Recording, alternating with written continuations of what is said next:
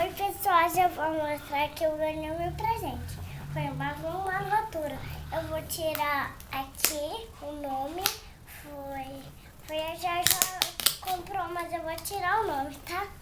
O nome pode ficar. Tá bom, mãe? Obrigada. Lindo.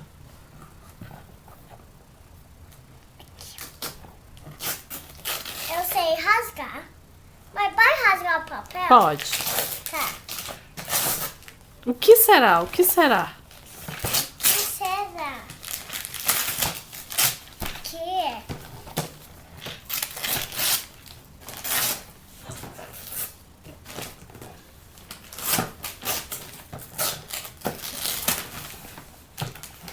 O que será? Um ovo? Ovo! Um ovo de Páscoa? Uhum. Será? Vamos abrir agora? Deixa a mamãe só tirar aqui a coisa. Pronto. Vai, tenta abrir. Meu Deus. O que é? Vamos abrir que é. Aqui o plástico. Opa, segura aqui. Rasgou, né, mãe? Segura aqui pra mamãe. Pode rasgar. Pode rasgar. Não pode.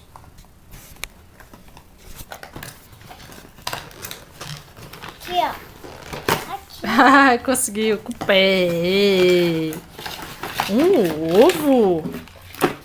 Não, não é um ovo, é um vai e vem. É. Vai ver. Eu ganhei. Olha, mãe, isso aqui tá aqui. Olha aqui o vai e vem dos pecurruchos. Tá entendendo? Mostra a caixinha como é que é. Oh, Eu tenho que tirar aqui como é que é. É um vai e vem. Eu abri, eu vai ver. Tá. Rasga aqui a caixa. Pode rasgar. Vai largar. Do outro lado. Vai largar.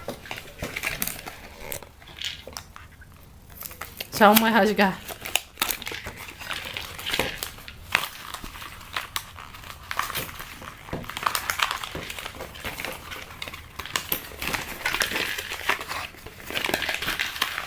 Tá pau. Tá difícil, hein? Vai, tira aqui. Pronto. Pronto. Eu vou mostrar a patinha chorando. Agora mostra pra cá. Ei, mostra aqui. Eu pensei que era um ovo. É um vai e vem, olha só. Ele tem umas pontinhas vermelhinhas. E é dos picorruchos. Bem bonitinho, lindo. Agora você vai dizer o quê?